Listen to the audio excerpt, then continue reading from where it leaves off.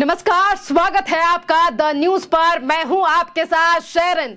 लोकसभा चुनाव को लेकर बिहार की सियासत में बयानबाजी जारी है, जहां एक तरफ प्रधानमंत्री नरेंद्र मोदी को लेकर लगातार विपक्ष की पार्टियां अलग अलग मुद्दों को लेकर हमलावर हैं, तो वहीं दूसरी तरफ आज फिर एक बार बौखलाहट जो है वो नजर आई है लालू यादव की। जो लालू यादव कुछ दिन पहले ये कह रहे थे कि प्रधानमंत्री नरेंद्र मोदी का नहीं है कोई भी परिवार या फिर मोदी को सत्ता से उखाड़ फेंकेंगे। आज उन्हीं आरजेडी के सुप्रीमो लालू यादव ने तीसरे चरण की वोटिंग को लेकर अपने एक्स अकाउंट पर लिखा है कि तीसरा चरण बीजेपी के लिए कोड़ में खुजली है। जी हां, इधर लालू प्रसाद के मुसलमानों के आरक्षण को बचाने वाले बयान पर सम्राट चौधरी ने भी निशाना साधा है, क्योंकि बिहार की राजनीति में लगातार जमकर सियासत दिखाई दे रही है। क्योंकि एक तरफ ये बयानबाजी सामने आ रही है, तो वहीं दूसरी तरफ आपके लिए बता दें कि आने वाले साल में बिहार में होने वाली है विधानसभा चुनावों को लेकर वोटिंग, और इसीलिए अब ज्यादा गर्म माहौल जो है वो बिहार की सियासत में दिखाई दे रहा है। वहां एक तरफ लालू यादव तीसरे चरण की वोटिंग को लेकर कह रहे हैं कि ये बीजेपी के लिए कोड़ में खुजली है, तो वहीं दूसरी तरफ जिस तरीके से आरक्षण की बात जो है वो लालू यादव के द्वारा उठाई गई, जिसका जवाब भारतीय जनता पार्टी के नेता और बिहार के डिप्टी सीएम सम्राट चौधरी के द्वारा दिया गया है। उन्होंने कहा है कि लालू यादव कहते हैं कि मंडल कमीशन को लेकर आए उम्र के साथ याददाश्त भी कम हो रही है। जिस समय पर मंडल कमीशन आया उस समय पर सरकार बहुमत में नहीं थी। बीजेपी ने मंडल कमीशन के समर्थन करके लागू करवाया था। बीजेपी ने मंडल कमीशन जो है वो चालू किया। इसी के साथ सम्राट चौधरी यहीं पर ही नहीं रुके, उन्होंने ये तक कहा है कि बीजेपी अगर समर्थन नहीं करते तो लालू यादव मुख्यमंत्री कभी नहीं बन पाते। आरजेडी सिर्फ झूठ का प्रचार करने में विश्वास रखती है। और इसी के साथ उन्होंने कहा कि वहीं तेजस्वी पर पलटवार करते हुए डिप्टी सीएम ने कहा है कि लालू और तेजस्वी दोनों बीमार हो गए हैं, पहले दोनों ठीक हो जाएं, इसके बाद बीजेपी से भिड़े। देखिए, भिड़ने की बात जो है वो सम्राट चौधरी के द्वारा कही गई है। दरअसल अगर हम बात करें नरेंद्र मोदी को लेकर विपक्ष में इस कदर बौखलाहट की या फिर तीसरा चरण बीजेपी के कोड़ में खुजली जैसी बात जो है वो कही गई है लालू यादव के द्वारा, तो ये पहली बार नहीं है, क्योंकि इससे पहले भी कई बार लालू यादव जो है वो प्रधानमंत्री नरेंद्र मोदी को लेकर इस तरीके के बयान जो हैं वो दे चुके हैं। क्योंकि आज जो लालू यादव ये कह रहे हैं, कौन लालू जी क्या थे वो, ये तो जानना चाहिए ना देश को। यही अच्छा सवाल लालू जी ने उठाया है। मंडल में लालू प्रसाद जी बिहार के मुख्यमंत्री थे।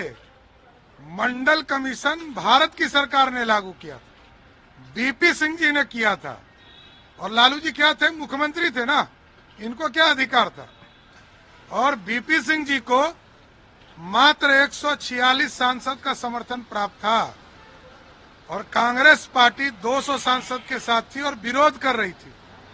भाजपा के 85 सांसदों ने अटल जी और अडवाणी जी के नेतृत्व में समर्थन दिया, तब बिल पारित हुआ।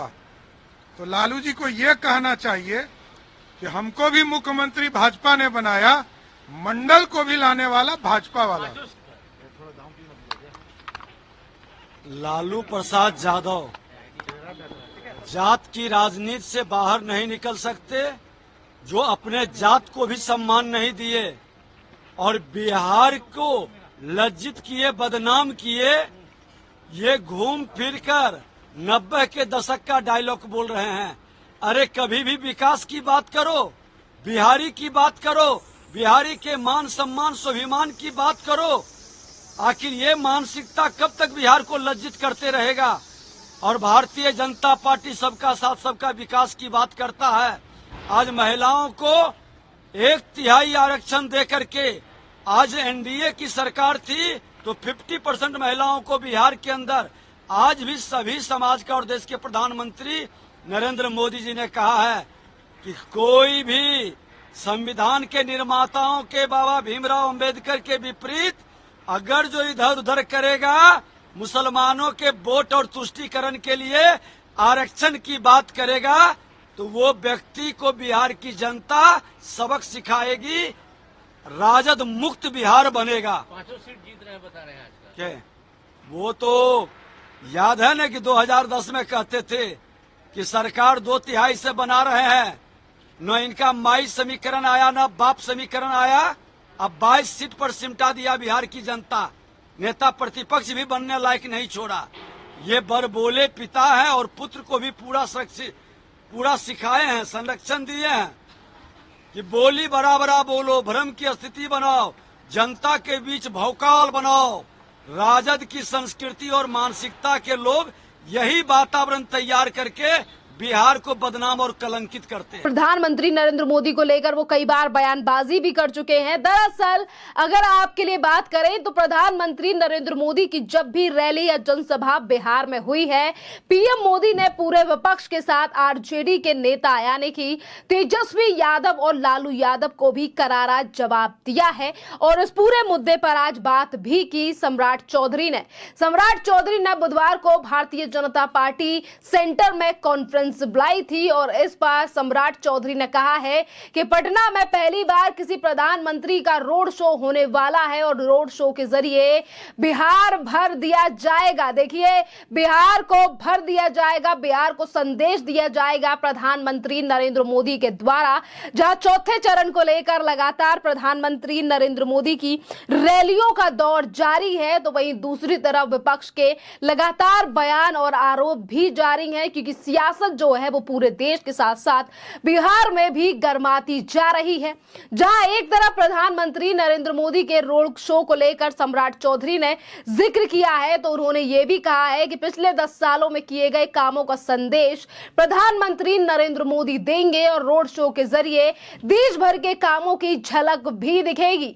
आरक्षण देने और विकास के कामों की झलक जो है वो रोड पर दिखेगी।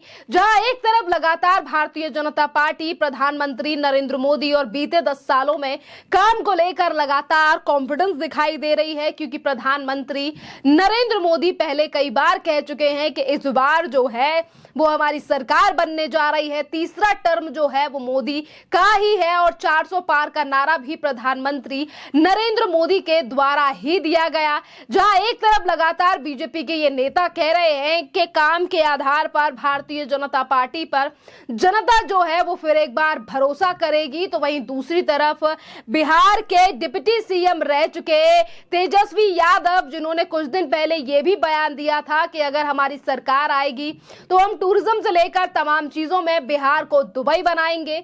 आज वही तेजस्वी यादव कह रहे हैं कि 4 जून को जो है वो इंडिया गठबंधन की सरकार बनने जा रही है। जी हां, पीएम मोदी के बयान पर बिहार के पूर्व उप मुख्यमंत्री और आरजेडी के नेता तेजस्वी यादव ने कहा है, प्रधानमंत्री जान रहे हैं कि इस बार उनका जाना तय है और इस बार बिहार और पूरे देश की जनता तानाशाही सरकार को हटाना चाह रही है। तीसरे चरण में चुनाव हमारी स्थिति बहुत अच्छी है और हमें पूर्ण विश्वास है कि 4 जून को इंडिया गठबंधन की सरकार बनने जा रही है।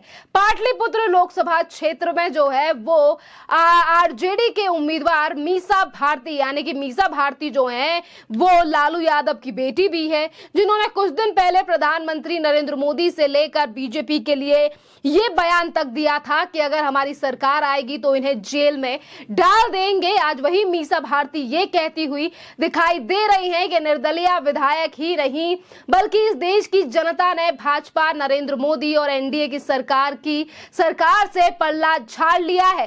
तीनों चरण के चुनाव हो चुके हैं और मैं विश्वास के साथ कहना चाहती हूं कि बिहार से एक भी सीट जो है वो एनडीए को नहीं मिलेगी। ये कॉन्फिडेंस जो है वो लगातार गठबंधन के द्वारा उठाया जा रहा है और वहीं प्रेस कॉन्फ्रेंस के दौरान जो है वो भारतीय जनता पार्टी के नेता रविशंकर प्रसाद ने भी निशाना साधते हुए कई बात कही और उन्होंने ये तक प्रधानमंत्री नरेंद्र मोदी को भी लेकर उन्होंने ये तक कहा है कि आजादी के बाद किसी प्रधानमंत्री ने पटना में रोड शो नहीं किया है। प्रधानमंत्री नरेंद्र मोदी एक नया कीर्तिमान स्थापित करने वाले हैं। बिहार भर के लोग जो है वो रोड शो में शामिल होंगे और इस कार्यक्रम में शामिल होने के लिए उनका स्वागत भी है। रविशंकर प्रसाद प्रसाद ने ये तक कहा है कि पटना वासियों से अपील किया गया है कि पीएम मोदी का फूलों से स्वागत करें, लोग अपने घरों छतों से फूल की बारिश करें। पीएम मोदी को पटना के लोगों से अगाध प्रेम है और भाजपा दफ्तर में पीसी के दौरान रामकृष्ण गोपालन और नितिन नवीन समेत जो है वो कई नेता इस समय पर मौजूद रहे। लगातार ये चीजें सामने आ रही हैं कि किस तरीके से एक तरफ विपक्ष जो लगातार ये बात कह रहा है कि इस बार प्रधानमंत्री नरेंद्र मोदी की विदाई है या फिर तीसरा चरण बीजेपी के लिए कोड़ में खुजली के बयान को लेकर अब जनता ये कह रही है कि ये लालू यादव की बौखलाहट इसीलिए तो सामने नहीं आ रही है क्योंकि बिहार के पटना में जल्द ही रोड शो करने जा रहे हैं प्रधानमंत्री नरेंद्र मोदी और इसी के डर से तीसरे चरण के चुनाव को लेकर लगातार इस तरीके की बयानबाजी जो है वो विपक्ष के नेता या लालू यादव करते हुए नजर आ रहे हैं।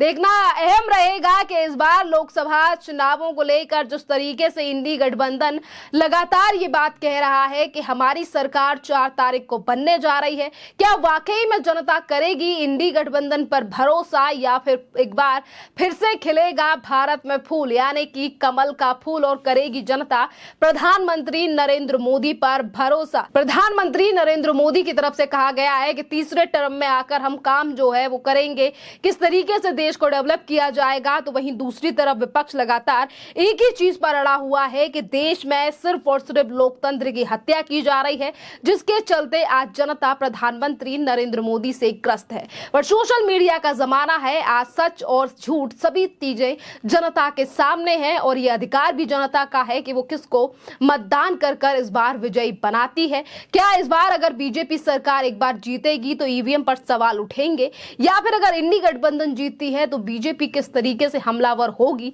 इस पूरे मामले पर हमारी भी नजर बनी हुई है। खैर, इस पूरे मामले पर आप लोगों की जो भी राय हो आप भी हमें कमेंट कर जरूर बताइए। धन्यवाद।